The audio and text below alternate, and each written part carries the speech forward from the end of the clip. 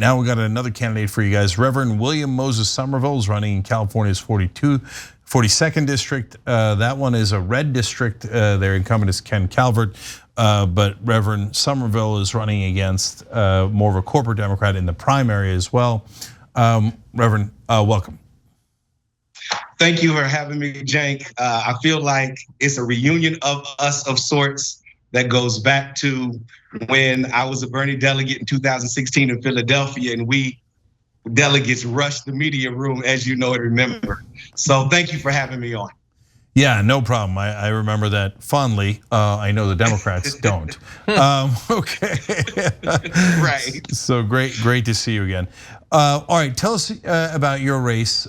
So I assume that the incumbent Republican is going to move on in the primary. So you guys are competing for the second spot. So tell me if I'm wrong about that. Tell me about the contours of the race. So this is the 42nd Congressional District, which makes up the cities of Long Beach, Catalina Island, Cudahy, Huntington Park, Downey, Bellflower, parts of Lakewood. And so what we're doing, and this is a redistricted congressional district, because from the census, lines have been redrawn, most specifically congressional lines, the fact that California lost a congressional seat. There technically is no incumbent. This is an open primary. This is also a jungle primary. As you mentioned earlier with Mike, we have whoever gets the top 2 votes, they go on to the general. We're vying for the second because we're not elected, or I'm not elected leader, but I like to consider myself a respected leader. You mentioned Reverend William Moses Summerville. I come in the tradition of Reverend Martin Luther King, Reverend William J. Barber, Reverend Adam Clayton Powell. So when it comes to the Black church, there is no separation between church and state. So my name is not tied to politics, it's tied to service. However, this run is a clarion call that Bernie gave us back in 2016 to run for office, and here we are.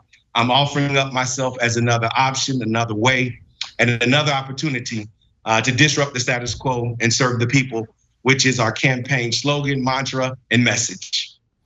All right, so I love that. Wouldn't it be great if all these progressives won? God, it would really change the landscape. William, I'm going to assume that you are outspent in this district. So tell me about the contours of the race in terms of the media coverage, the spending, et cetera, so we have a context of it, and both Republicans and Democrats. I'm so glad you raised that issue in question and foolishness that we're currently experiencing in light of Citizens United, that needs to be repealed, obviously. So clearly, like I said, I take no corporate PAC, no business PAC money. My endorsements are mostly from respected leaders, more than just. We've raised about in the ballpark of 30 to 40,000, but we have the people. The opponents that I have, I'm running up against 2 Garcias, and so my campaign slogan has further extended to not a Garcia. But I say all of that. The IEs have brought in at least 1.2 million with the 2 quote unquote corporate Democrats that's in this open field of about 8 to 9 candidates. So, but once again, we have the people power. I tell the opponents, you send me the Black folk I work with, that you work with, I'll send you the white folk I work with. You send me the women, the men you're working with, I'll send you the women I'm working with. You send me the straight folk you working with, I'll send you the LGBTQ persons I'm working with.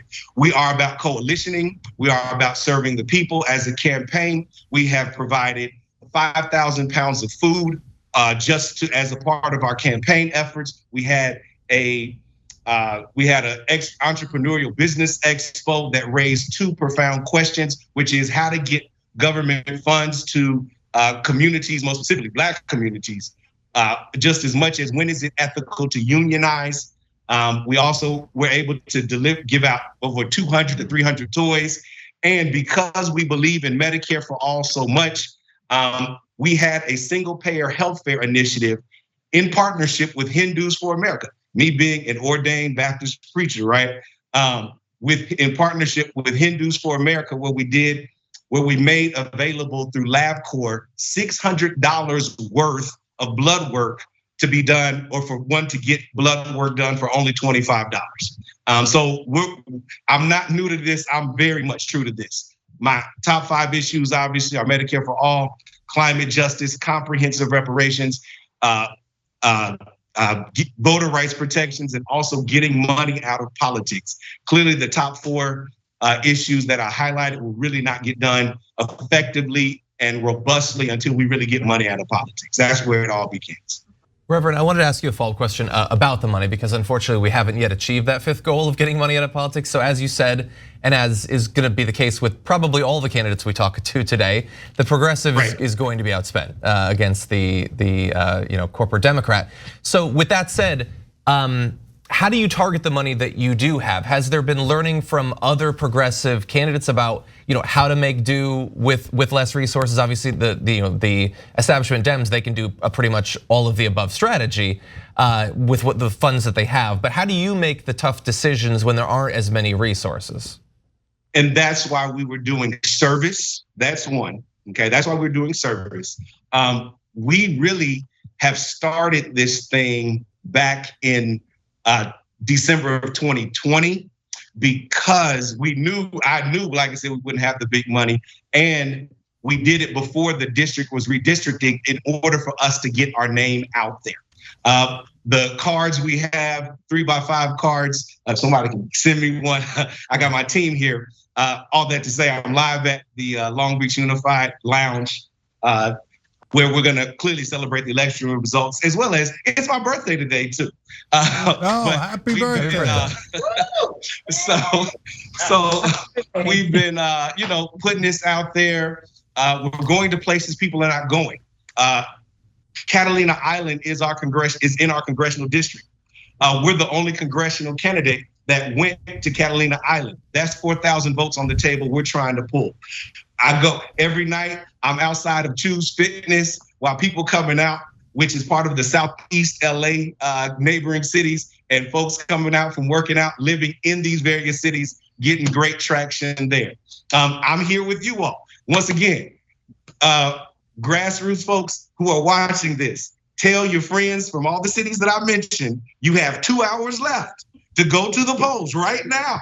And let's exercise and make our grassroots movement what it's supposed to be. And let's go vote, right? Oh, God. See what I'm dealing with here. My wife calls all our supporters a band of misfits. I'm totally down for it. Here for the cause, the revolution, reparations, right?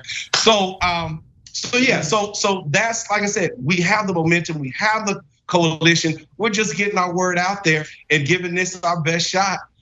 Once again, get us in the primary, and we go forth. And I believe I know we could really win this thing. And I'm clearly glad that you all are here to elevate and do this thing we call in my Black tradition, and that is lift every voice. So yeah. All right. Reverend William Moses Summerville, I love your energy. I love your enthusiasm. Go get him. Go get him. And here, I'll make you a promise. Okay. I love it. All these years, I've been in LA for over 20 years now. I've always meant to go to Catalina Island and never did. You win, let's go together, okay? Yeah, no, it's interesting you mentioned that, Cenk, real quick, because I learned about you all when we were doing the wine tasting festival here, right? Or you all learned about me with one of your staff at the wine taste festival we had at the Queen Mary. And I told the team, I said, we get elected, the wine fest is gonna be in Catalina Island when we get elected. So get ready, come. Oh yeah. And serve. Thank you for having me. Blessings to you. Who doesn't love Reverend Summerville? I mean, who doesn't love him? Thank you. All right. Thank you for running. We appreciate it. All right. Thank you. And take that, Buttigieg. We can get our own wine cave. Probably won't be a cave, but still. Okay. How great was he, Ida? I love him. And it just reminded me of something I wanted to say. Like, for the people who feel hopeless and helpless, just remember, especially when it comes to people of color who think that voting doesn't work and what's the point of doing it anyway, that reverend is a dream realized. That is a reverend that is talking about aligning himself with LGBTQ people, who is speaking about reparations, which some people consider to be pretty radical right now. He's someone who is speaking about universal health care and talking about the things that really affect us. And the fact that he's able to do that when my great-great-grandmother couldn't vote, and here we are having the conversation about voting. To those of you who continue to say that voting doesn't matter, I say if it didn't matter, they would not try to stop us from doing it. It absolutely does matter, especially when it comes to our communities. These two people that we just spoke to are evidence of that. So if you're feeling helpless and you're feeling hopeless, you're in California, you still have time to go out and use your voice and affect what is in front of you and around you. And that will bleed out into the bigger picture. But let's focus on our communities. Our communities deserve it. Thanks for watching The Young Turks, really appreciate it. Another way to show support is through YouTube memberships. You'll get to interact with us more. There's live chat emojis, badges. You've got emojis of me, Anna, John, JR. So those are super fun. But you also get playback of our exclusive member-only shows and specials right after they air. So all of that, all you gotta do is click that join button right underneath the video. Thank you.